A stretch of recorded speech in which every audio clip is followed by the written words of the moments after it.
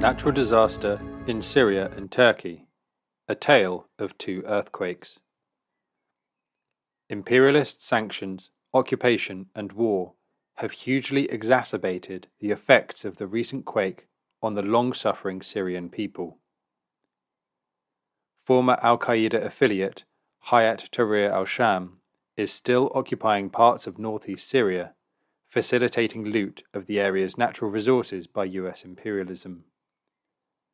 The jihadi group's militants refused access to aid convoys that were trying to bring much-needed relief to those civilians, many of them refugees, who are still living in the region. The following article was written by RT reporter and CPGB-ML member Steve Sweeney. The earthquake that recently hit Turkey and Syria was a natural disaster, but the resulting deaths and devastation were far worse than they needed to have been. It is estimated that the earthquake in Turkey inflicted around $104 billion in damage, with President Recep Tayyip Erdogan appealing for international funds to help tackle the crisis and rebuild nearly 320,000 homes over the next year. The European Union pledged $1.07 billion to help Turkish relief efforts, but at the same event, EU Commission President Ursula von der Leyen promised just $115 million to aid Syria, where some 6,000 people died in the same earthquake. Syria and Turkey, a tale of two earthquakes. The global response towards Damascus was in stark contrast to that seen in Turkey. In the immediate aftermath of the earthquake, relief efforts to war-torn Syria were blocked by US sanctions, with donation pages shut down and those who wanted to send financial aid threatened with legal action. Syrian President Bashar al-Assad accused Washington of pressuring Western countries not to help. The punitive Caesar Act sanctions have effectively cut the country off from the world, and it has been saved only by its alliance with friendly anti-imperialist states such as Russia, Iran, and China. The continued occupation of whole swathes of Syria's oil-rich north by Western and Turkish-backed jihadist groups and other armed militia saw government aid blocked from reaching the people there. Former al-Qaeda affiliate Hayat Tahrir al-Sham stopped trucks at the border, saying it would not allow them to enter Idlib province. Cynics would be forgiven for thinking that the earthquake was being weaponized by Western powers, which have failed to oust President Assad, despite 12 years of bombing, military interventions, and flooding the country with armed jihadi proxies in their dirty war against Syria. And it is telling that while the country was struggling, and as people still lay under the rubble, Aleppo International Airport, the main hub for humanitarian aid to Syria, was bombed by Israel, putting it out of action. Tel Aviv struck the airport again on the 22nd of March, and this crime was met with an abject and deafening silence from the self-identifying international community and its media, defenders of free speech. Israel also struck the Syrian capital, Damascus, targeting a densely populated residential area and killing at least 5 people soon after the devastating earthquake struck. Just last week, US forces also attacked the country, killing at least 19 people in a revenge missile strike against what it described as Iranian forces in Syria's northern Hasakah province, where it has military bases at the invitation of the proxy Kurdish administration. These bases are clearly a legitimate target for resistance groups, since they house an occupying force that is plundering the country's natural resources, in particular wheat and oil. The US attack once again dangerously escalated the situation in Syria, but it is unlikely to turn back the tide of events in the country or the region. It came at a time when Iran and Saudi Arabia's rapprochement mediated by China, has led to talks over the reopening of embassies in the former foes' respective capitals. Damascus and Riyadh have also restored diplomatic relations as, much to the chagrin of the West, Syria is being welcomed back onto the world stage, with more and more countries finally recognizing that President Assad is going nowhere. Syria is also poised to be readmitted to the Arab League, from which it was suspended at the behest of US imperialism in 2011. The USA will undoubtedly be concerned over its regional ally, Saudi Arabia, making peace with its regional enemies, Iran and Syria. This blow will be doubly felt with the rising prospect of peace and the normalization of relations between Syria and Turkey, in a roadmap laid out by Russia that could see the two countries' respective presidents meet face to face for the first time since Turkey joined the Imperialist war against Syria in 2011.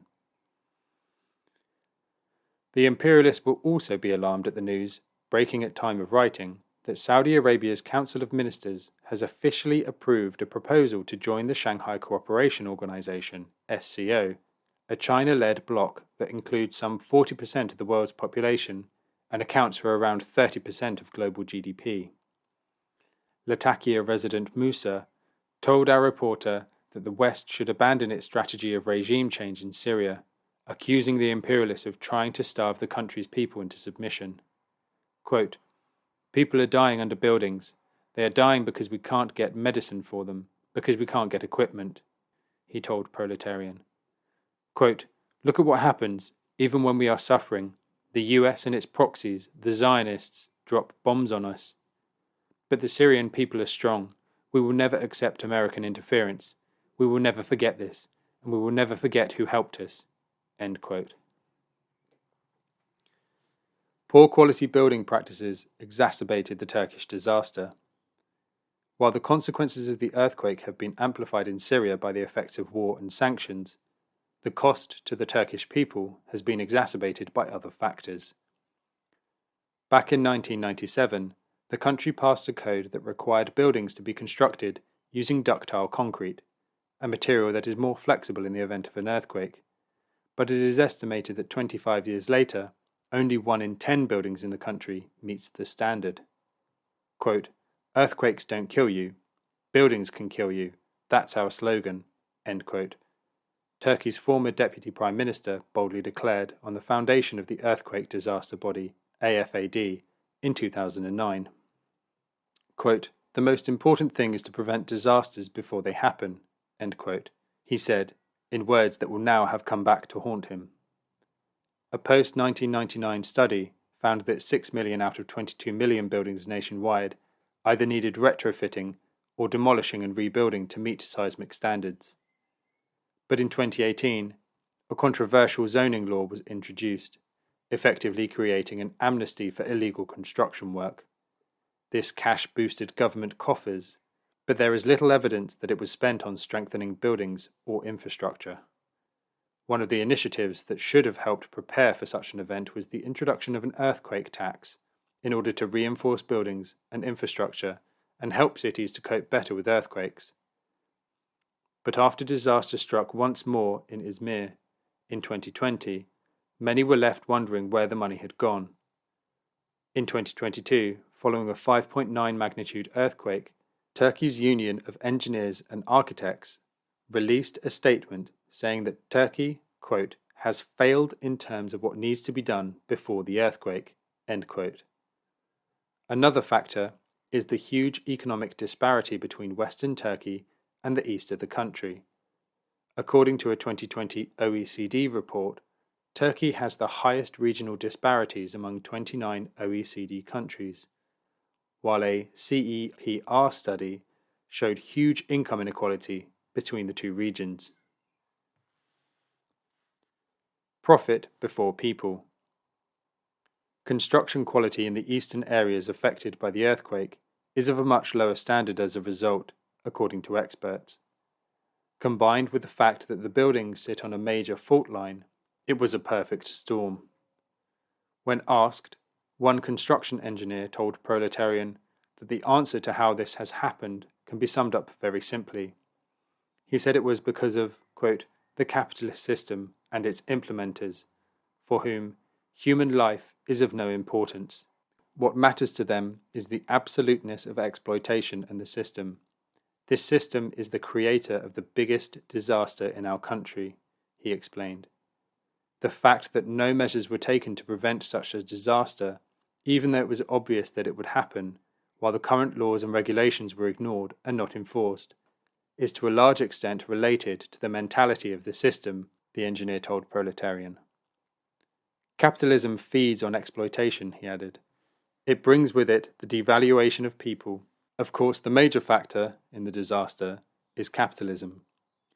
If the experts had not been ignored many times, this natural event could have been prevented from turning into a disaster, and people's lives could have been saved.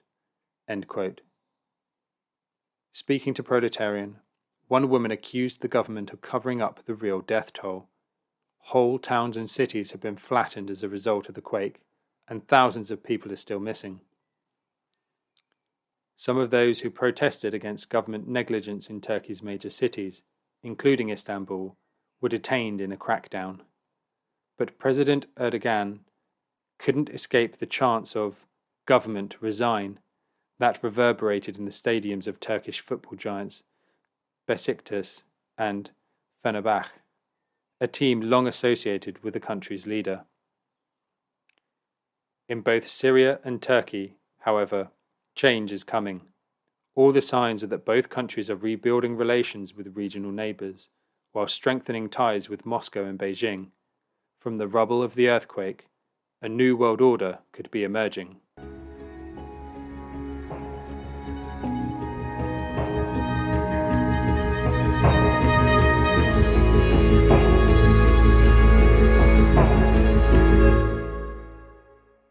Thanks for listening to Proletarian Radio. We aim to bring you the best Marxist analysis on current affairs, revolutionary history, and theory. Do like, comment, subscribe, and share our content to help us reach the widest possible audience. We are a small organization with limited resources, and we need worker support if we are to grow and fulfill our mission. If you are able to make a one-off or regular donation, no matter how small, please visit our website at thecommunists.org and register as a supporter.